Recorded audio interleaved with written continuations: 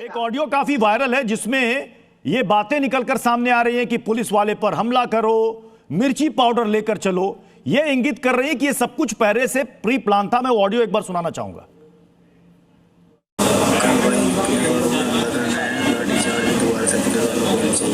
हमारे बहुत बहन भाई घायल हुए हैं, ठीक है, तो जल्दी से जाने की कृपा करें, ठीक है।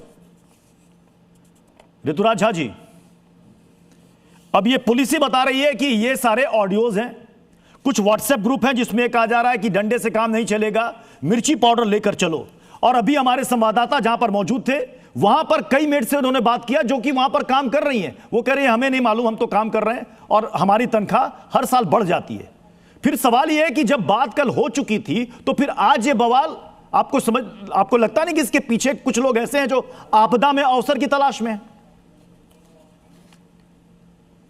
प्रत्युष जी, हिंसा की जांच होनी चाहिए, हिंसा के वजहों की जांच भी होनी चाहिए, लेकिन सबसे महत्वपूर्ण बात यह है कि जब अरविंद केजरीवाल जी दिल्ली के मुख्यमंत्री थे, दिल्ली में मिनिमम वेज 20,000 रुपया मिनिमम करके गए और बगल में नोएडा है जहां पर 11,000 रुपया 12,000 रुपया मिल रहा है।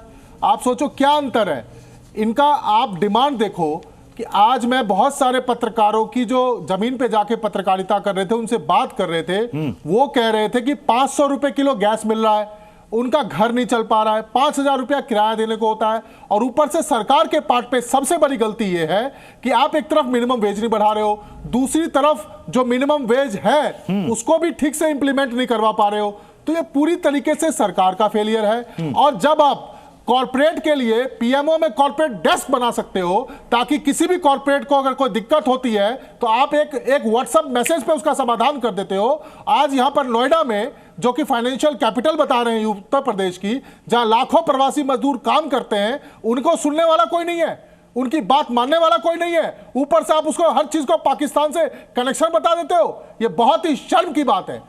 इमीडिएटली जो है उनको दिल्ली के बराबर कम से कम मिनिमम वेज करना चाहिए, यही वो मांग कर रहे हैं। वो महंगाई से लड़ नहीं पा रहे हैं, बच्चों को स्कूल में पढ़ा नहीं पा रहे हैं क्योंकि सरकारी स्कूल वहां के बहुत खराब है, सरकारी अस्पताल बहुत खराब है, बिजली पानी की कोई सुविधा नहीं मिल रही है।